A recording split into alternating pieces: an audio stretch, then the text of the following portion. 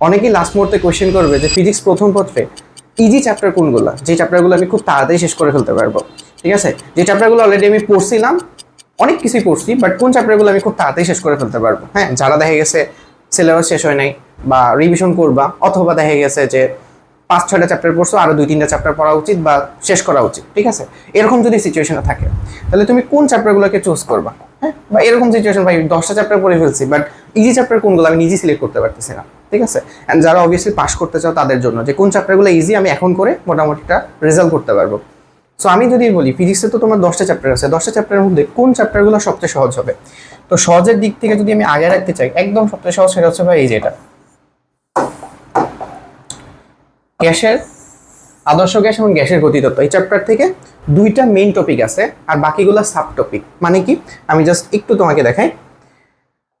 এই চ্যাপ্টারে দেখো, এই চ্যাপ্টারে হচ্ছে আমাদের অনেকগুলো টপিক আছে, প্রায় 6টার মতো টপিক আছে। এই 6টা টপিকের মধ্যে তোমার মেইন টপিক হচ্ছে 2টা। একটা হলো কি শিশিরাঙ্ক এবং আপেক্ষিকতা, একটা হচ্ছে কি বয়েল, চার্লস এবং চাপীয় সূত্র থেকে যে বুদবুদের ম্যাথ আছে না, বুদবুদের ম্যাথ। ঠিক আছে, ওইটা, এই 2টা হচ্ছে তোমার মানে হলো মেইন টপিক। এই 2টা পড়তে সর্বোচ্চ তোমার মানে হলো সর্বোচ্চ মানে আধা ঘন্টা থেকে 1 ঘন্টার মতো সময় লাগবে। অলরেডি এই চ্যাপ্টারে কিন্তু আমি 1 শট রিভিশন ক্লাস দিয়ে দিচ্ছি, মাত্র 1 ঘন্টার মধ্যে চ্যাপ্টার শেষ করে ফেলতে পারবা। মানে পুরো চ্যাপ্টারের আইডিয়া তোমার হয়ে যাবে। এবার দেখো, এটা জাস্ট প্লে লিস্টে গেলে ওইখান থেকে সবকিছু পেয়ে যাবা। আদর্শ গ্যাসের সমীকরণ থেকে এখান থেকে কিছু ম্যাথ আসে, এটা আমি বলবো থার্ড প্রায়োরিটি। হ্যাঁ, পিভি এনআরটি দিয়ে কিভাবে ম্যাথগুলো করতে পারি, পিভি ইকুয়াল টু এনআরটি, এটা দিয়ে করলে হয়ে যাচ্ছে।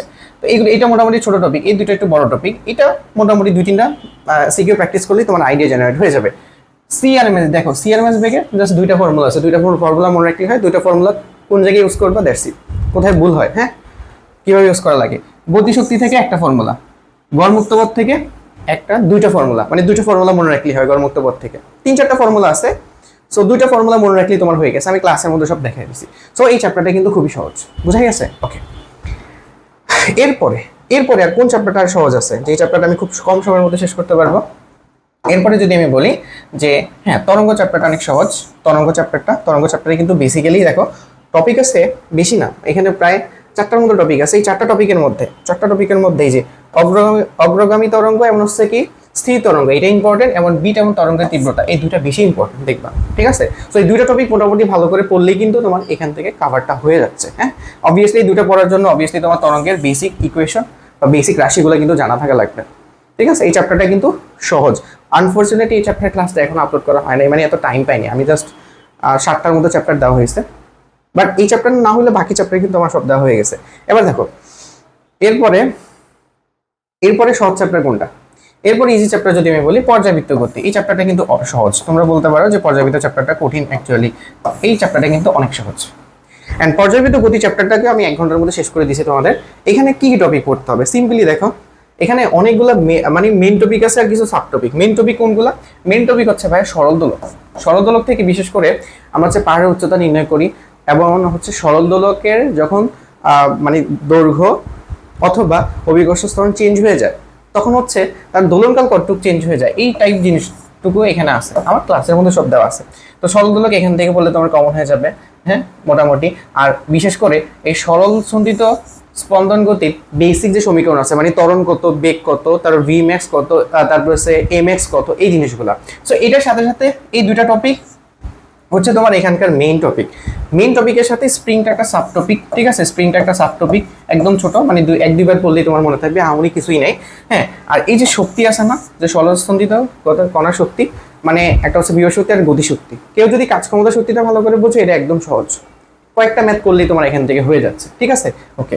আর লাস্ট অফ অল মানে কি, এই যে বলো এটা অন্তরক সমীকরণ, ভাই এটা একটা টাইপ, ঠিক আছে, বাট এটার মধ্যে একটা ফর্মুলা জানলেই তোমার হয়ে যায়। ঠিক আছে, সবগুলো আমি ক্লাসের মধ্যে দেখে দিচ্ছি, মাত্র 1 ঘন্টার মধ্যে শেষ করে ফেলতে পারবা। ওকে, এরপরে দেখো, এরপরে কোন চ্যাপ্টারটা সহজ। এরপরে আমি যদি বলি যে পদার্থের গাঠনিক ধর্ম, এই চ্যাপ্টারটা তোমাদের কালকে সকালে আমি দিয়ে দিব। সো পদার্থের গাঠনিক ধর্মের ক্ষেত্রে দেখা যায় যে আমি যদি বলি এটার মধ্যে ইম্পর্টেন্ট কি কি আছে। ওকে, এবার আসো, পদার্থের গাঠনিক ধর্মের টপিক কিন্তু অনেকগুলো, বাট ইম্পর্টেন্ট খুবই কম। এখানে দেখবা ভাই টপিক অনেকগুলো, বাট সবগুলা কিন্তু সেম জিনিস। যেমন এখানে বলা আছে দেখো, ইয়ং এর গুণাঙ্ক থেকেই সব মানে কোশ্চেন কিন্তু থাকে, সত্যি কথা। এখন ইয়ং এর গুণাঙ্ক যে পারে, আমি বলি ইয়ং এর গুণাঙ্ক যে পারে, তার কাছে পয়জনের অনুপাতটা একদম সহজ, কারণ পয়জনের অনুপাতে একটা সূত্র আছে আর কিছু নাই। সো এটা মনে হতে পারে অনেক বড়, ইয়ং এর গুণাঙ্ক যে পারবে সে হচ্ছে কৃতকাজ এবং সঞ্চিত শক্তিরও পারবে। কৃতকাজ এবং সঞ্চিত শক্তির দুইটা ফর্মুলা জাস্ট, তাও অনেক সহজ, ঠিক আছে, একদম সহজ, কিচ্ছু নাই, জাস্ট আমি ক্লাসের মধ্যে সব দেখাই দিছি।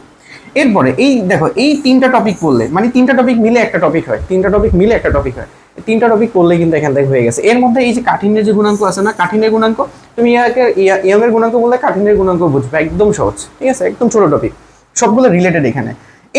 এরপরে হচ্ছে দেখো, এই পার্টটা পড়লেই তোমার অলমোস্ট এখানে চ্যাপ্টার কভার হয়ে যায়। প্লাস আরো কিছু জিনিস আছে, যেমন এই যে পৃষ্ঠ টান, পৃষ্ঠ শক্তি, হ্যাঁ, 2-3টা করে ফর্মুলা আছে, একদম সহজ, পড়লেই একবার শেষ, একবারে বুঝে যাবে। আর স্ট্রোকসের সূত্র এমন হলো প্রান্তদের স্ট্রোকসের সূত্র, ঠিক আছে, এখানে হচ্ছে ওই যে মানে প্রান্ত বেগের জিনিসটা একটু লাগে, এই 3টা জিনিস আছে। উপরের পার্টটা বেশি ইম্পর্টেন্ট, তারপরে নিচের পার্টগুলো ইম্পর্টেন্ট, হ্যাঁ। এর বাইরে কি পড়তে হবে? এর বাইরে হচ্ছে এই যে কৌশিকতা এবং স্পর্শকোণ, কৌশিকতা এবং স্পর্শকোণ, জাস্ট এখানে একটা ফর্মুলা আছে। আর স্পর্শকোণ জিনিসটা কি, আর কখন স্থূলকোণ হবে কখন সূক্ষ্মকোণ হবে এটা ধরতে পারলেই তোমার এখানে কাজ শেষ, একদম সহজ, ঠিক আছে, ওকে। এরপরে দেখো, টপিক বেশি হলে বাট সহজ, যেমন আমি তোমাকে বলি এখানে নিউটনিয়ান বলবিদ্যা বা কাজ ক্ষমতা শক্তির মতো অত বেশি কমপ্লেক্স না, একদম সহজ। এবার আসো যে আর কি আছে, মহাকর্ষ অভিকর্ষ চ্যাপ্টারটা একদম সহজ ভাই, এখান থেকে 2-3টা টপিক পড়লেই হয়ে যায়। কি কি 3টা টপিক পড়তে হবে? দেখো, মহাকর্ষ অভিকর্ষ চ্যাপ্টারে অনেক টপিক আছে, এর মধ্যে অভিকর্ষ স্তরণটা খুবই ইম্পর্টেন্ট, এটা খুবই ইম্পর্টেন্ট, ঠিক আছে। এরপরে আর কি ইম্পর্টেন্ট আছে? এরপরে আছে তোমার মুক্তিবেগ, খুবই ইম্পর্টেন্ট, মানে সবগুলো 3 স্টার টপিক। আর হচ্ছে উপগ্রহ গতি, এই 3টা টপিক পড়তে তোমার সর্বোচ্চ 1 ঘন্টা লাগবে, তুমি যদি কিছু নাও পড়ে থাকো। আমি এটা 35 মিনিটে শেষ করে দিচ্ছি তোমার পুরো চ্যাপ্টারটা, 35 মিনিটে শেষ করছি, সো কিচ্ছু নেই এটার মধ্যে, ওকে। আচ্ছা, আর হচ্ছে মহাকর্ষীয় প্রাবল্য এবং হচ্ছে বিভব, এটা হচ্ছে তোমার সেকেন্ড প্রায়োরিটি, ঠিক আছে। কেউ যদি স্থিতরির পড়ছে না, স্থিতরিতের প্রাবল্য বিভব পারলে এটা আরো সহজ, মানে একদম সহজ, কিচ্ছু নাই, ওকে। তো এখান থেকে এই টপিকগুলো পড়লে কিন্তু তোমার অলমোস্ট হয়ে যাচ্ছে। তাহলে দেখো, অলমোস্ট আমরা এখান থেকে 5টা চ্যাপ্টার সিলেক্ট করছি, যে 5টা মানে লাস্টের 5টা চ্যাপ্টারই আসলে সহজ। এখন যদি বলো হয় এগুলা কেন সহজ না, ভেক্টর যারা করছো অবভিয়াসলি তোমার কাছে সহজ লাগবে, টপিক বেশি, ঠিক আছে। যারা করো নাই তাদের কথা বলতেছি। গতিবিদ্যা চ্যাপ্টারটা কিন্তু আসলে সহজ, আমি এটা সহজে, আমার কাছে খুবই সহজ লাগে। আমি যখন এবারে ফার্স্ট ইয়ারের শুরু থেকে ছিলাম, আমি চ্যাপ্টারটা একদম নিজে করছি, আমি উইদাউট কারো হেল্প ছাড়া, ঠিক আছে। আমি ম্যাক্সিমাম চ্যাপ্টারে হেল্প ছাড়া করছি, বাট সবচেয়ে স্মুথলি করতে পারছি গতিবিদ্যাটা, মানে এটাতে খুবই প্রবলেম হয় না। সো এই চ্যাপ্টারটা সহজ আসলে, এখানে একটা টপিক ওই যে প্রাসের প্রজেক্টাইলের টপিকটা পড়লেই হয়ে যায়, ঠিক আছে। এটার ক্লাস অলরেডি দেওয়া আছে, ক্লাস করে নিবে, এটা আমরা 40 মিনিটের মধ্যে শেষ করে ফেলছিলাম, হ্যাঁ। তারপরে হচ্ছে ভেক্টরটাও আমরা 1 ঘন্টার মধ্যে শেষ করছি, ভেক্টরের ক্লাসটা এখানে করে নিতে পারো। ভেক্টর আমারই কঠিন না, আমি একদম সহজ করে পড়াই দিচ্ছি। আর নিউটনীয় বলবিদ্যা যেটা আছে, এইটা এখানে মানে যেহেতু টপিক বেশি এন্ড কমপ্লেক্সিটি তৈরি করা যায়, যারা পড়ছো তাদের কাছে খুব তো মজাই লাগবে। কাজ ক্ষমতা শক্তি থেকে কেউ যদি না করো, অ্যাটলিস্ট স্কোয়ার ম্যাথগুলো করতে পারো, এবং গতিশক্তি বিভব শক্তি যে ম্যাথগুলো আছে ওইগুলো করলেই মোটামুটি হয়ে যাচ্ছে। তো এটা হচ্ছে ওভারঅল যে ভাই কোন চ্যাপ্টারগুলো সহজ, কোন চ্যাপ্টারগুলো কঠিন, হ্যাঁ। এটা হচ্ছে আমি জেনারেল কেজে বসছি, তোমার কাছে এমনও হতে পারে তোমার কাছে 5টা সহজ মনে হতে পারে, এই 5টা কঠিন, কারণ তুমি 5টা পড়োই নাই, বুঝা গেছে। সো এইভাবে এখন ওয়াইজলি ডিসিশন নাও যে তুমি কি করবা, কোন চ্যাপ্টারগুলো এখন ধরবা বা কোন চ্যাপ্টারগুলো রিভিশন করবা। আমি আশা করি জিনিসটা তোমাকে অনেক বেশি হেল্প করবে।